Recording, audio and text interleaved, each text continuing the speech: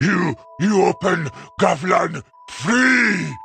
You kind, so nice. Gavlan, thank, thank, thank, thank. Season's greetings if you're watching this when it comes up. My name is Alex or Silvermont, and I hope you all have a great Christmas or holiday season in general. And in this new episode of Dark Souls Lore, we're going to be talking about someone who is rather short and round, with a large beard and gives us presents. Of course, it can only be Gavlan. Who else? But that's not all. Whilst I typically focus on one or two characters in these videos, today we're going to be talking about an entire race. The race that Gavlan represents. The Gyrm. Are they Dark Souls' answer to the classic fantasy dwarf? Well, that is one of the things we'll aim to find out in today's episode. So, let's get started, shall we? And where better to kick off than with Gavlan himself.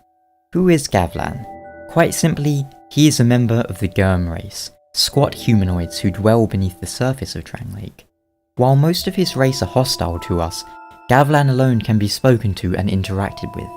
He is unique amongst NPCs in that you can sell him items, as well as buying from him. Unlike Frampt, who will eat your items in exchange for some souls, Gavlan will straight up trade with you. You can meet him in 3 different locations throughout the game. No Man's Wharf, Harvest Valley, and finally, the Doors of Pharos. The last of which being his permanent location. As with almost every other NPC, Gavlan has unused content which includes freeing him from a cell or trap of some sort. Curiously, he also seems to have unused dialogue in a different language.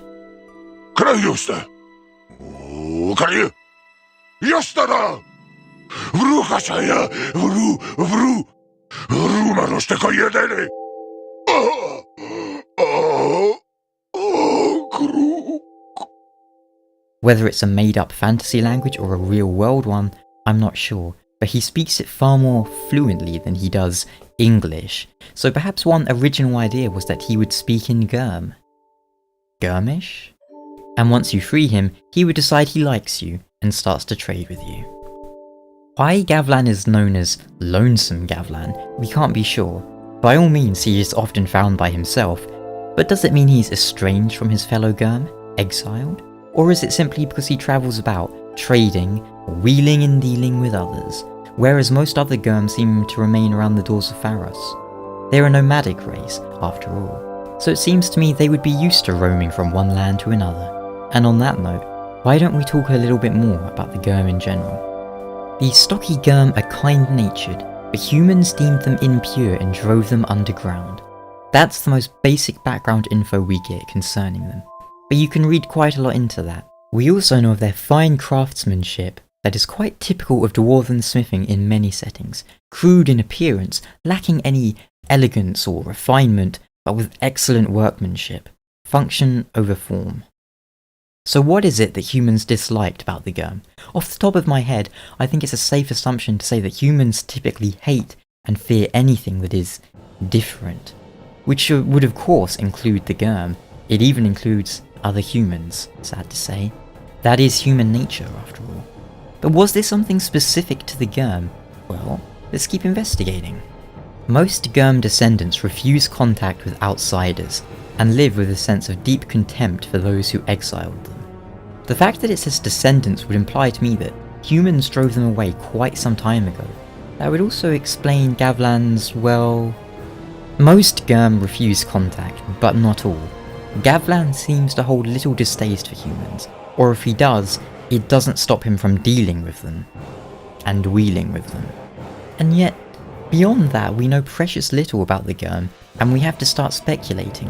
Where do we find the majority of the Gyrm? In the Doors of Pharos, a place with a distinct link to the Rat King Covenant. But does that suggest some link between them and the Gyrm? Maybe. I suppose you could make the argument that the Rat King and the Gyrm entered into a covenant together, to mutually assist each other in guarding this realm against humans. But there's no evidence for this in-game really, other than enemy placement. But on that same topic, what about Pharos? Was he human? Was he Gyrm? Who can say? It could be either. But as for why the Gyrm are found in the Doors of Pharos, well, It seems the sort of place that dwarves would enjoy, no? One of the bonfires nearby is even known as the Gyrm's Respite, and the entire place seems to be full of strange rocks and ore. But is there anything nearby we can take into consideration? Perhaps Brightstone Cove, Seldora? What appears to be a mining town once inhabited by humans. Maybe this used to be a Gyrm human settlement, but something caused the humans to drive the Gyrm away and down below the earth into the doors of Pharos. Considering what we know of the Duke of Seldora, it doesn't seem all too far-fetched a theory, as that Duke had some issues of his own, as we all know. But what other possibilities are there? Well, on the other side of the doors we have the Shaded Woods, home to the Lion Clan, more humanoids with a strange appearance, who could well be the work of Seath.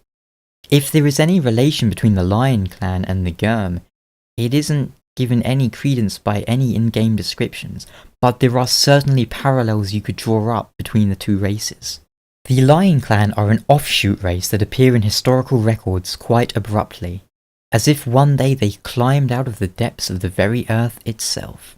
That always suggested to me that they were a creation of Seath of some sort. We know that Seath has made abominations in the past. Just look at the Pisaka from the first Dark Souls. And then there's the Lion Clan shield to consider. The design on the shield appears to have some religious significance, but we will never know what sort of gods these warriors answer to. It's quite a vague design, in my opinion, so it could be anything. One possibility, of course, being the Moonlight Dragon. There's a few things to consider with the Lion Clan. The finely crafted blades cut smoothly, evidence that the Lion Clansmen are more than vulgar beasts. It might be a stretch, but that's something to consider momentarily. But finally, there's this. The Lion Clan are an offshoot race that have no ties to humans and would murder anyone with the curious notion of approaching them. The Lion Clansmen seem to despise their own looks, as they hate being seen. Well, what do you think? Is it too much of a stretch to suggest that the Lion Clan are Gyrm that have been transformed by Seath or by his magic? The finely crafted blade obviously doesn't mean that only the Gyrm can create great axes that are finely crafted. But you never know. Trying to blend together dwarves and lions seems like something the maniac Seath might do. After all, this is the same being that, ostensibly, mixed a human with a scorpion. But I'll be honest, there isn't really much in-game evidence to suggest a link between the Gyrm and the Lion Clan. And that is some quite wild speculation, going simply by their proximity and similarities. Either way, Gavlan himself has won himself a spot in many players' hearts, thanks to his strange antics and rather comical obsession with wheeling and dealing. So even if he isn't the most important of figures from a lore perspective, it can still be important to consider such characters, not to mention quite fun. But what do you feel about Mr. Wheel and Deal?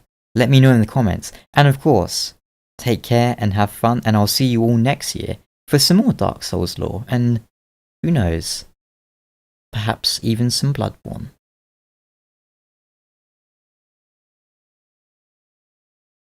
Will